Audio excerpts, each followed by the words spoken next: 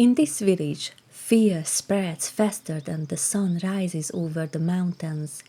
Tonight, you'll walk through the streets of Triora, Italy, in the late 1500s.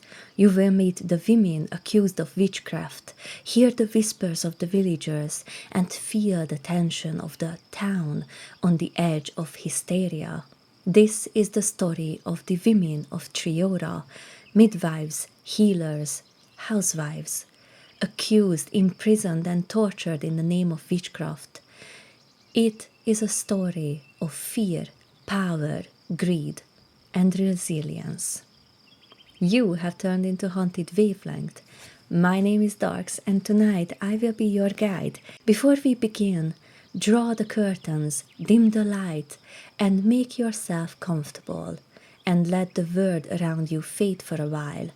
To understand what happened here, you will need to feel the ground under your feet, smell the air they breathed, and hear what they heard.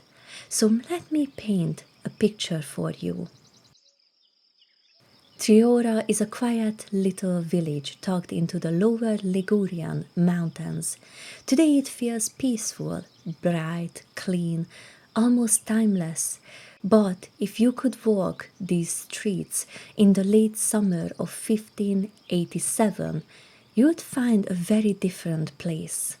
The cobblestones beneath the villagers' feet are uneven, worn smooth by centuries of footsteps. The sun warms their back, but the air carries a strange tension, almost imperceptible at first.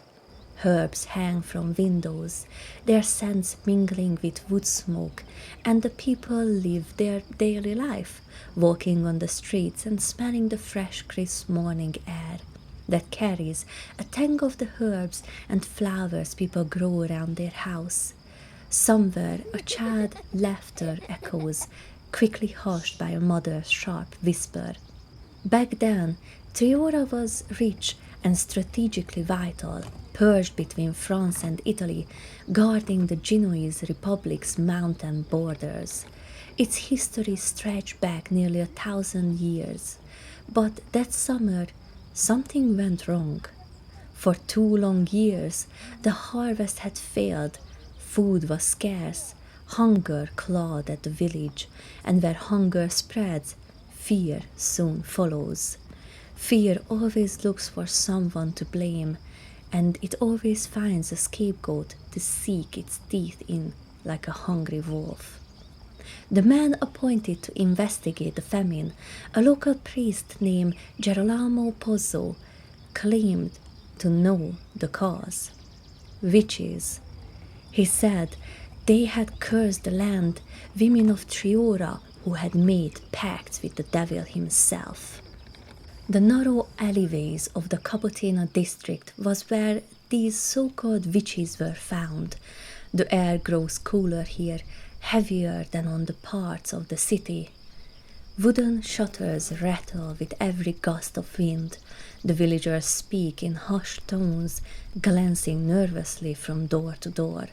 The houses are grim, clustered close together, the perfect hiding place for whispered fears and suspicion about the people they thought do not belong there. This is the place where people were targeted from, because the town leaders, desperate for answers and eager to maintain their reputation, agreed with Pozzo. Poor women, midwives and healers, those whose knowledge and independence made them stand out, were marketed as witches. Rumors spread faster than fire in dry bush. And that fire reached immeasurable heights, because soon the Inquisition arrived, and with it inquisitors from Genoa and Albania came, robes brushing against the cobblestones, pens scratching across parchment as they questioned, judged, and recorded every detail. Every glance, every gesture became evidence. And then they hear the scrape of footsteps, the soft murmur of voices, a child quietly crying. When the most innocent are able to feel something is off, you know things will only get worse from there. And these small details mattered. Fear grows in spaces where people stop looking each other in the eye. This is the place where some of the most dangerous words of the era was spoken, and it was not some word-changing sentence, just a few whispered words like "they do not belong here," "these people are odd," or that they are a witch. But here's the truth. There was no witchcraft. In fact, the famine may never had happened at all. Records from the time describes Triora as the breadbasket of the Genoese Republic. So why did this panic erupted? The answer lies in greed. Wealthy landowners wanted to raise prices on wheat and grain and technically everything else in between, selling more to Genoa and filling their coffers. The poor villagers could no longer afford to eat, not to mention, even if they could, there was nothing they could buy. And when the people cried out, it was easier for the leaders to blame the devil instead of themselves. Among the most horrific accusations was infanticide. Women who once baptized stillborn or dying infants in the absence of a priest were now accused of murder. What was compassion now became evidence of evil. Another layer emerges in the story that may lead us to the reason behind the accusations. Marco Faraldi, a local canon accused of counterfeiting coins and practicing alchemy, both punishable, and both could have led to a huge scandal. So with this information on their hand, some historians suggest that trials were a deliberate distraction designed to divert attention from crimes of the powerful. If anything we learned from history is that distraction always sway attention to the desired direction. And in this time, people walked through Cabotina, noticed the laundry swaying on lines, the faint flicker of the candlelight in shuttered windows that illuminated the tiny cracks in the wood, heard the whispers, smelled the smoke and herbs. Every glance felt heavy, as if suspicion is pressing against their very skin, knowing nobody is safe from the accusation and what follows. And said accusations spread. People said that witches caused storms, spoiled crops, killed livestock, and these women gathered in Cabotina to dance with the devil. It took almost nothing to be accused, and once accused, there was no escape. People began to step carefully along the cobblestone street, where the tension tainted the very air, causing it to be heavy and sticky. And then they were standing in Triora in the late summer of 1587, the beginning of one of Italy's darkest witch hunts, a hysteria rivaling even Salem. As the sun dipped behind the Ligurian mountains, it casted long, jagged shadows across Triora's cobblestone streets. The air grows cooler, tinged with smoke from chimneys and the earthy scent of a wet stone. Somewhere in the distance a dog barks, a wagon creaks over uneven stones. Every sound is amplified, echoing against the walls of the narrow alleys. The Cabotina district, once quiet and ordinary, now hums with tension. Windows are shuttered, doors bolted, candlelight flickers inside, casting shapes that twist across walls like restless spirits. Every villager can feel it in their very being, in their bones. The fear hanging in the air like a living thing, waiting to consume those who give into it. Officials from the county of Ventimiglia and the Republic of Genoa have arrived. Their presence cast heavy shadows on the village that already balancing on the edge of complete hysteria. The Inquisition has come to Triora in full force, and suspicion has become a weapon against everyone who did not fit into their norm. And then the doors of the first homes where arrests are being made were opened. The whispered prayers of women, The soft shuffling of chains echoed in the house that was kept silent by authority alone. The scent of damp straw and sweat mixes with the tang of iron from the chains. A child cries somewhere nearby, quickly hushed, as to not even draw attention to their existence, hoping if they stay invisible, they themselves will not be accused. Staying in the shadows might have helped to stay out of accusations, but it was not guaranteed. Nothing was. Every creak in the wooden floorboards, every rustle of fabric set people's heart racing, because they knew once they were shackled, they might never see another sunrise. More than 30 women were taken, housewives, healers, midwives, all accused of impossible crimes, conjuring storms, cursing livestock, poisoning wells, enchanting men, even consuming infants. Their names are written on parchment, each line a sentence of fear, and they knew that the sentence was made before they even went to trial. At first, the wealthier villagers watched in silence, as it did not affect them. They were the protected ones by title and by heavy coin and purses. And the rest? Fear kept mouths closed and eyes downcast.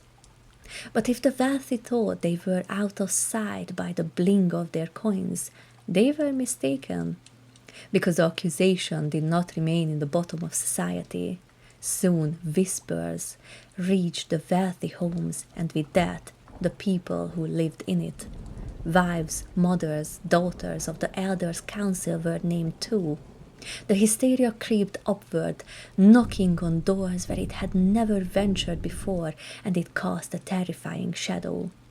By January 1588, the local authorities are frightened for themselves. They beg the Inquisition to withdraw, saying they will handle it themselves, or that this is madness. But it was too late. 20 women still sat in stone cells, waiting while the elders' council appealed to Genoa, asking them to intervene, but they never did. And then comes Giulio Scribbiani, former magistrate, zealot, and a man possessed by fear of devils. His arrival is like a storm, angry, dangerous, and destroys everything that comes near it. He proclaims, "I am here to cleanse this place of that diabolical sect." Everyone was imprisoned who he thought was guilty of this made-up crime. The prisons themselves was cold and damp. The stones pressed against the prisoners' back are unyielding. They can hear the cries of the other prisoners, some quiet, barely being able to feel their presence, like a mouse hiding in the shadows, waiting for the cat to find them, while some cries were piercing, echoing endlessly. Candles flicker, casting walls alive with shadows. Some women pray, mutter, some rock back and forth in quiet, hoping this is just a bad dream. But all are forced to confess under unimaginable pain. Scribbiani's methods are relentless. Dozens more are accused. Torture becomes routine. Even the Doge of Genoa grows suspicious, questioning how so many could be witches at once. If there's a mistake being made, investigators confirm the cruelty that is one man's madness, but the Inquisition rules. This is their matter, and no one to intervene. And so it continues. The screams, the confessions, the terror, each one carried by the mountain wind, echoing through Triora, clinging to the stones like a curse. Among the accused, some names survive the centuries like a weak candle against the wind.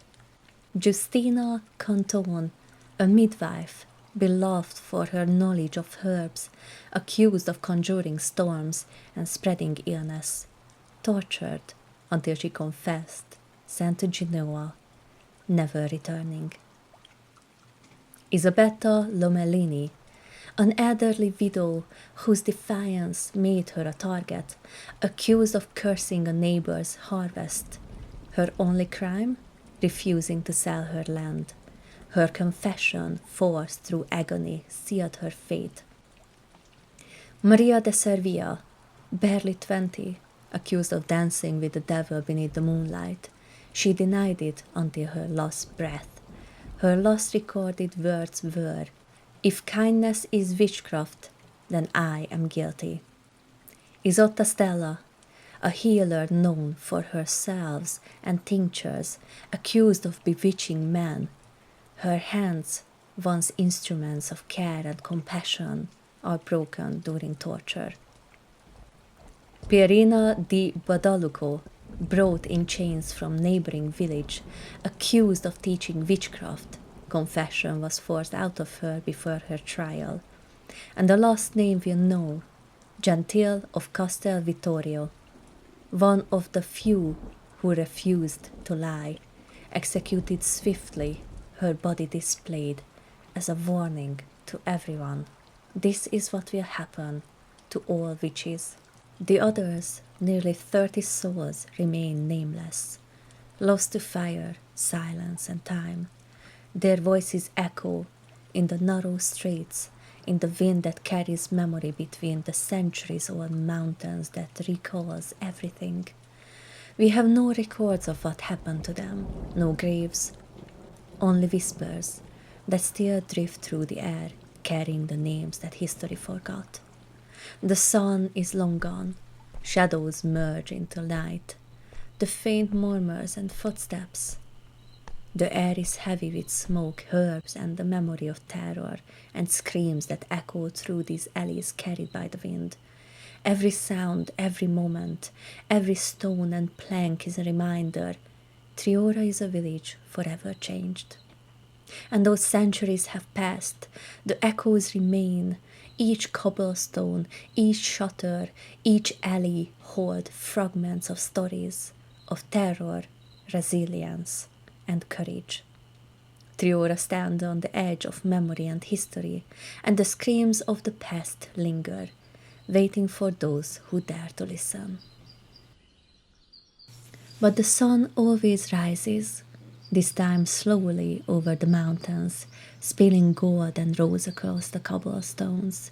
The air is crisp, carrying the scent of dew on herbs and the faint smoke of cooling fires. Birds stir in the trees, their song soft but insistent.